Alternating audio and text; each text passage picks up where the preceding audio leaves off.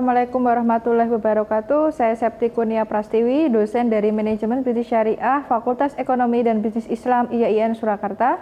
Pada kesempatan kali ini saya akan menjelaskan materi terkait teknologi digital di dalam komunikasi bisnis. Jadi teknologi ini menjadi hal yang menjadi kehidupan sehari-hari, apalagi di era industri 4.0 ini, teknologi menjadi sesuatu hal yang pokok ya, yang harus ada di dalam suatu industri atau perusahaan.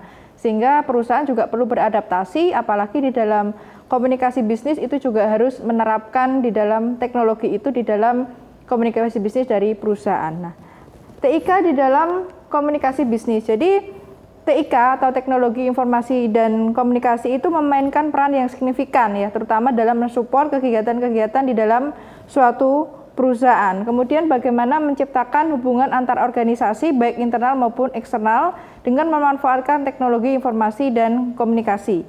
Kemudian karena apa? Banyak perusahaan yang fokus kepada core bisnisnya sehingga mereka juga mensubkan ya beberapa produk-produknya atau mungkin divisi atau mungkin kegiatan di dalam organisasi yang bersifat sekunder itu kepada perusahaan lain, sehingga ini akan penting ya kita memanfaatkan teknologi di dalam mendukung ya mensupport komunikasi bisnis di dalam internal maupun eksternal organisasi. Kemudian ini juga akan mempersiapkan perusahaan di dalam menghadapi industri 4.0 yang notabene tentu sangat syarat dengan penerapan adopsi dari teknologi.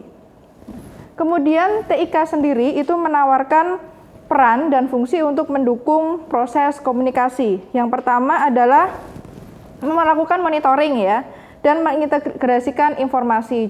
Jadi beberapa alat teknologi itu bisa memantau kita untuk melakukan monitoring yang baik ya. Kemudian mengintegrasikan suara, data, kata, gambar dan video ya dengan teknologi multimedia tentunya.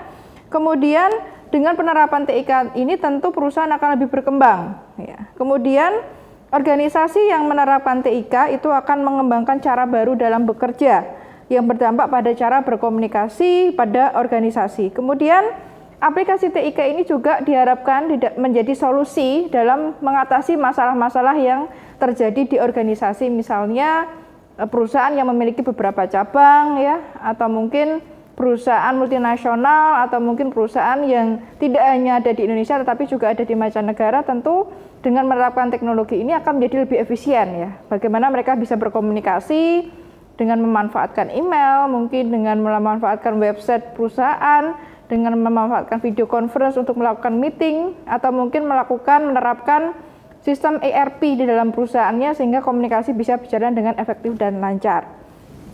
Kemudian apa saja sih kelebihan dari keunggulan ya jaringan komunikasi digital? Yang pertama adalah transfer data, tentu data-data perusahaan itu akan lebih aman ya. Kemudian paperless yang akan menghemat biaya kertas untuk mencetak dan lain sebagainya. Kemudian akses yang mudah dan cepat ya. Jadi kita membutuhkan data apa, itu kita tinggal mengklik data di komputer atau di laptop maupun di internet. Kemudian ketersediaan informasi yang cepat dan akurat. Ini akan dapat membantu dalam peningkatan produksi ya, maupun hubungan dengan konsumen maupun data-data keuangan dan lain sebagainya. Kemudian juga tentu ini akan menguntungkan bagi perusahaan karena akan meminimalisir ya biaya tenaga kerja dalam melakukan pekerjaan yang bersifat administratif ya. Karena data-database itu jika sudah dijadikan satu ya, itu akan lebih memudahkan tiap-tiap divisi untuk mengaksesnya. Kemudian lebih mudah di dalam memberikan informasi saat ada perubahan kebijakan di suatu perusahaan ya. Misalnya ada perubahan suatu kebijakan promosi maupun kebijakan di internal organisasi, itu akan mudah dikomunikasikan dengan memanfaatkan email atau bahkan WA group ya, atau mungkin media komunikasi yang lainnya. Kemudian tentu juga akan menghemat waktu dan energi dari karyawan. Nah, beberapa alat multimedia yang bisa mendukung ya di dalam media utama komunikasi bisnis, misalnya website, email marketing, blog ya. Kemudian alat kantor ya yang bisa mendukung komunikasi bisnis, misalnya ada share workspace, kemudian virtual meeting space dan lain sebagainya. Kemudian untuk mendukung kolaborasi itu ada video conference, kemudian collaboration platform dan lain sebagainya. Kemudian ada alat-alat yang untuk berinteraksi dengan pelanggan, misalnya online customer support ya. Banyak perusahaan yang sudah memanfaatkan artificial intelligence ya, misalnya dengan memanfaatkan chatbot ya untuk customer service, sehingga bisa melayani atau menjawab pertanyaan konsumen itu bahkan 24 jam ya. Jadi mereka banyak yang melengkapi dengan chatbot tersebut. Kemudian ada microblog dan lain sebagainya. Kenapa sih perusahaan harus memanfaatkan teknologi digital di dalam proses komunikasi? Karena mau tidak mau data itu menunjukkan perkembangan yang signifikan ya dalam penggunaan internet yang ada di Indonesia. Pada tahun 2018 saja sudah hampir 64,8% itu masyarakat yang menggunakan internet ya, atau hampir 171 juta jiwa. Ini jumlahnya akan bertambah, bahkan di 2020 ini sudah merangkak naik ya. Kemudian data dari BPS tahun 2019 itu menunjukkan bahwa dari 25.700.000 pelaku usaha di Indonesia, hampir 55%-nya sudah menggunakan perangkat digital dalam operasional perusahaan. Kemudian bahkan ada 20% lebih pengusaha yang sudah memanfaatkan platform media sosial. Kemudian ada juga 24,63% yang memanfaatkan penjualan melalui internet ya, dan baru 12% perusahaan yang memiliki website perusahaan. Nah ini, jadi data ini tentu menjadi hal yang perlu dipikirkan ya bagi perusahaan agar dia tidak ketinggalan, karena memang banyak masyarakat yang sudah melek internet ya, konsumen-konsumen juga sudah mulai mengakses beberapa media sosial, internet dan lain sebagainya, sehingga perusahaan juga harus beradopsi dan beradaptasi dengan teknologi digital di dalam komunikasi di dalam perusahaan. Kemudian di era 4.0 ini juga perkembangan social gaming, kemudian tentang artificial intelligence, kemudian finansial teknologi, kendaraan otomatis, bahkan rekayasa genetika, ada robotik, mesin pintar, chatbot dan lain sebagainya, itu sudah melakukan berkembang di Indonesia, sehingga mau nggak mau perusahaan juga harus beradaptasi. Nah, kemudian adanya media sosial dalam komunikasi bisnis. Nah, ini data juga menunjukkan bahwa media sosial itu juga banyak diakses oleh masyarakat Indonesia ya, sehingga era industri 4.0 ini menuntut perusahaan untuk beradaptasi juga dengan adanya media sosial ya, selain teknologi digital dalam konteks bisnis. Kemudian bagaimana juga perusahaan itu harus bisa mengetahui ya, menggunakan teknologi secara efektif dan efisien, sehingga itu akan memberikan efek yang signifikan terhadap produktivitas kerja karyawannya.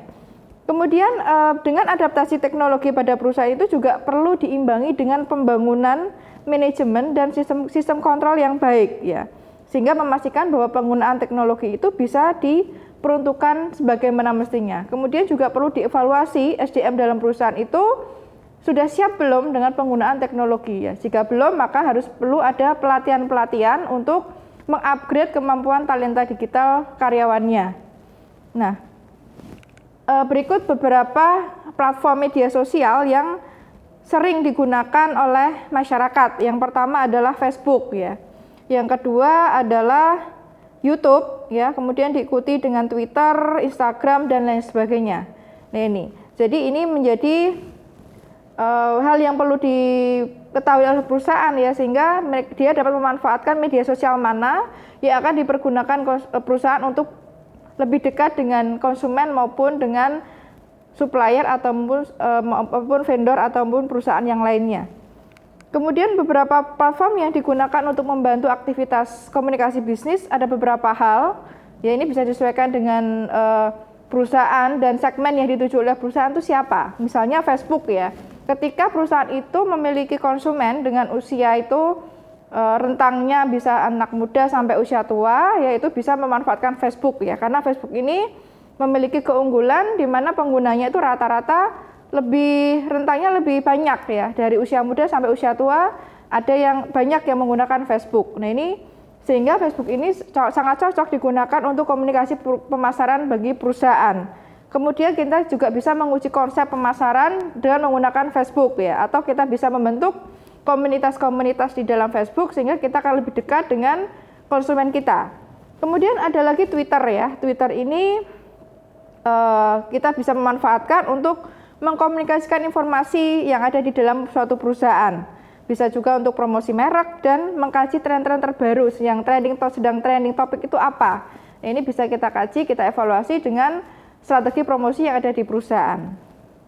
Kemudian LinkedIn ya, jadi selanjutnya ini dia bisa memanfaatkan untuk mengkomunikasikan informasi yang relevan terkait bisnis ya. Ini juga sangat bisa membantu membangun awareness maupun citra perusahaan yang lebih baik.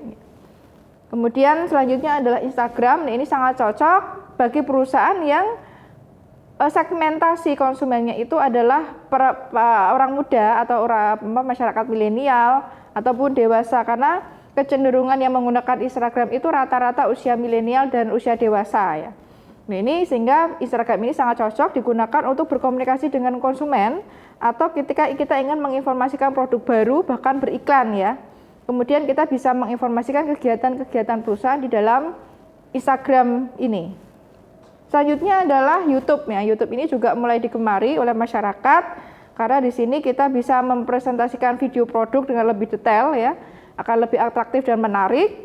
Kemudian kita juga bisa membangun komunitas online melalui platform YouTube ini.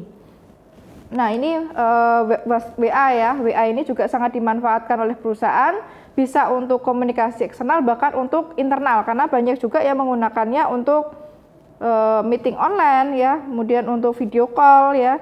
Bahkan kita bisa mengirimkan beberapa file sekaligus di dalam media WA. Bahkan kita juga bisa menggunakan WA bisnis untuk berkenalan atau mungkin berkomunikasi dengan konsumen secara langsung. Nah, ini beberapa media sosial yang bisa kita gunakan dan dimanfaatkan di dalam mensupport komunikasi bisnis pada suatu perusahaan. Terima kasih, demikian yang saya sampaikan. Wassalamualaikum warahmatullahi wabarakatuh.